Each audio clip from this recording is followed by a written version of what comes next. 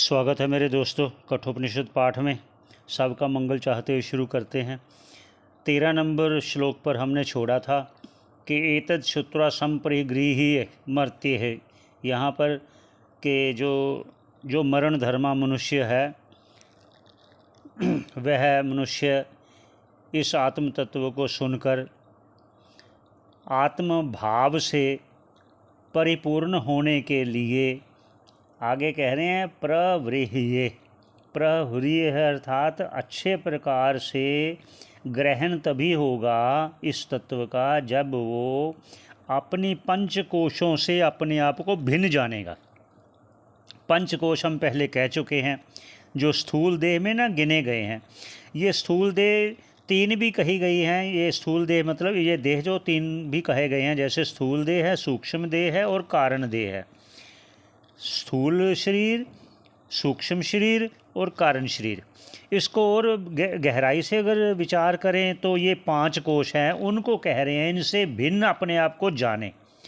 धर्म्यम, धर्म्यम उस आत्मा को, अनुमेतम इसलिए जो 5 कोश से भिन्न है, अर्थात अंदाज़ा लगाइए जो स्थूल देह हमें दिखाई देती है, सूक्ष्म तो दिखाई देती नहीं, प्राण का अनुभव होता है हमें, मन का भी अपने अनुमान लगाते हैं कि यह मन कार्य है, बुद्धि का भी हम अनुमान देखते तो नहीं है, लेकिन इसलिए इसको कहा गया ये आत्मा अनुमेतम, ये बहुत अणु है अर्थात सूक्ष्म से भी सूक्ष्म है। आप तो उसको प्राप्त करके, ऐसे सूक्ष्म तत्व को प्राप्त करके, इतना इसलिए उन्होंने धर्मराज जी ने नचिकेता को कहा क्योंकि ये बहुत सूक्ष्म तत्व है। इसलिए एक एक बात को वो समझा रहे हैं। क्या कह रहे हैं?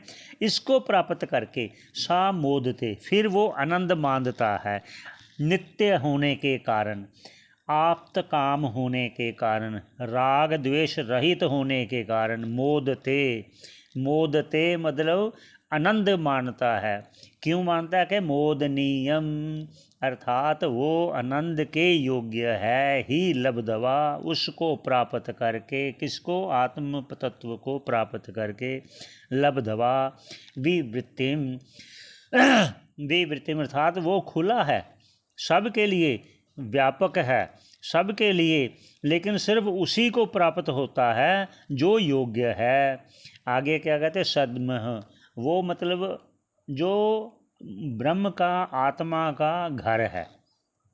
नचिकेतसम मन्ये, मैं मानता हूँ हे नचिकेता, वो आपके लिए खुला द्वार है। ये धर्मराज जी नचिकेता से कह रहे हैं। अब कह रहे हैं कि जो तूने पहले पूछा था, जो पहले आपने कहा था, जो देह से भिन्न है, उसका कथन करने जा रहा हूँ। वह आप ध्यान से श्रवण करें। जो कहा था देह से देह है या देह से भिन्न है, उसका कथन करने जा रहे हैं।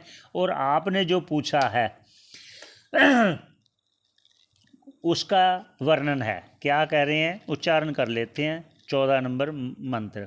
अन्यत्र धर्माद, अन्यत्र अधर्माद, अन्यत्र अस्मात्, कृत आकृतात्, अन्यत्र भूताच्च भव्याच्च यत् तत्पश्यति तद्वद। अब कह रहे हैं कि हे नचिकेता, अब बोल रहा है धर्मराज जी को कि धर्मराज जी, हे गुरुदेव, आप मुझे उसका उपदेश अब कीजिए जो मैंने पूछा है। क्या पूछा है? अन्यत्र धर्माद, अन्यत्र अधर्माद, अन्यत्र अस्मात्, कृत अकृतात्, अन्यत्र भूताच्च भव्याच्च यत् तत्पश्यति तद्वद। कहते नचिकेता ने कहा धर्मात्, जो धर्म से अलग है अर्थात धर्म से परे है, अधर्मात् अन्यत्र, जो अधर्म से भी परे है, अस्मात् कृत अकृतात् अन्यत्र, जो कार्य से भी अलग है, कारण से भी अलग है। अब यहाँ भी आगे कहेंगे कार्य कारण क्या कहा है। भूताच्च भव्याच्च अन्यत्र, जो भूत से भी परे है, भविष्य से परे अर्थात तीनों कालों से परे है। अगर संक्षेप में कहें तो भूत, भव्य और वर्तमान, जो तीनों कालों से परे है। यत् पश्यति, जो यत् पश्यति, तत्वद, ऐसी वस्तु वह जो आप जानते हैं वो मुझसे कहिए, उस आत्म तत्व का मुझे अब उपदेश दीजिए। यहाँ ये नचिकेता प्रश्न करके उनसे उत्तर की मांग कर रहा है, क्योंकि अब थोड़ा सा श्रवण करने पर उसकी उत्सुकता भी बढ़ रही है। आगे मंत्र का उच्चारण कर लेते हैं, क्योंकि अब वो कहने जा रहे हैं, आत्म तत्व का उपदेश कहने जा रहे हैं। आप भी श्रवण कीजिए और एकाग्र मन होकर क्या कहते हैं पहले उच्चारण कर लेते हैं। सर्वे वेदा यत् पदम मामनन्ति तपांसि सर्वाणि च यद्वदन्ति यदिच्छन्तो ब्रह्मचर्यं चरन्ति तत्ते पदम संग्रहेण ब्रवीमि ओम इति एतत्। ये वह उपदेश उन्होंने दिया है। एक बार फिर उच्चारण करें, आपको लाभ होगा। ये मंत्र है, ये उपदेश कर रहे हैं आत्म तत्व का। एक बार और पुनः, सर्वे वेदा यत् पदम मामनन्ति तपांसि सर्वाणि च यद्वदन्ति यदिच्छन्तो ब्रह्मचर्यं चरन्ति तत्ते पदम संग्रहेण ब्रवीमि ओम इति एतत्। अब इसका जो भाष्यकार कह रहे हैं उसका भी उच्चारण करते हैं कि सर्वे वेदा यत् पदम आमनन्ति, जो सभी वेद हैं, जो जिस पद से जिसके जैसे वो प्रतिपादन कर रहे हैं, कथन कर रहे हैं इस आत्म तत्व का, वो क्या है।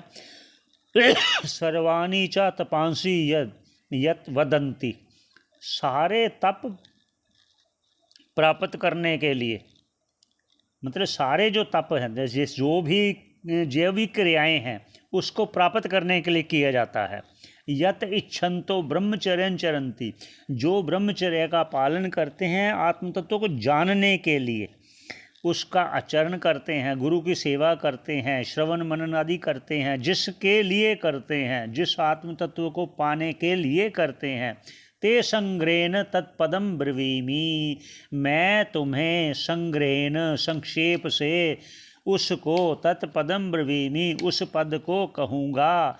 आप सुने, क्या कहा, एतत् ओम इति, ये ओम है।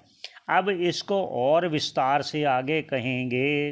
वो क्या कह रहे हैं कि जो कह रहे हैं ना, ब्रह्मचर्य का जो पालन करते हैं, गुरुकुल में वास करते हैं, श्रवण मनन आदि करते हैं, वो किस लिए करते हैं, इसी आत्म तत्व को पाने के लिए, जो मैंने आपको ये कहा। अब इसका और संक्षेप से कहने जा रहे हैं। एक बार उस मंत्र का उच्चारण कर लेते हैं, उसके बाद फिर भाष्यकार क्या कहते हैं उसका उच्चारण करेंगे। ये 16 नंबर मंत्र है। एतद्धेव अक्षरम ब्रह्म, ये पुनः उसका विस्तार कर रहे हैं, उपदेश का, आत्म तत्व के उपदेश का। एतद्धेव अक्षरम ब्रह्म एतद्धेव अक्षरम परम एतद्धेव अक्षरम ज्ञात्वा यो यदिच्छति तस्य तत्। ये मंत्र है, 16वां मंत्र है, दूसरी वल्ली है, प्रथम अध्याय है। अब ये भाष्यकार क्या कह रहे हैं, आप श्रवण कीजिए। एतद् ही एव अक्षरम, ये जो ओम अक्षर है, जो ब्रह्म है, ईश्वर है, एतद् ही एव अक्षरम, यही अक्षर है, यही परम है, यही निर्गुण ब्रह्म है। ओम इति एतद्, जो पहले कहा धर्मराज जी ने नचिकेता को, ओम इति एतद् अक्षरम ब्रह्म, एतद् ही अक्षरम ज्ञात्वा, इस अक्षर को जानकर, एतद् ही अक्षरम ज्ञात्वा, इस ओम इति एतद् अक्षर को जान करके, यह एतद् इच्छसि तस्य तत्, जो जिसकी भी इच्छा करता है, अर्थात जो इस जन्म मरण से रहित होना चाहता है, वो जन्म मरण से रहित हो जाता है। ये कह रहे हैं, यह यत, जिसकी भी इच्छति, इच्छा करता है, तस्य तत्, वह वही हो जाता है। अर्थात ये कहा गया है ना,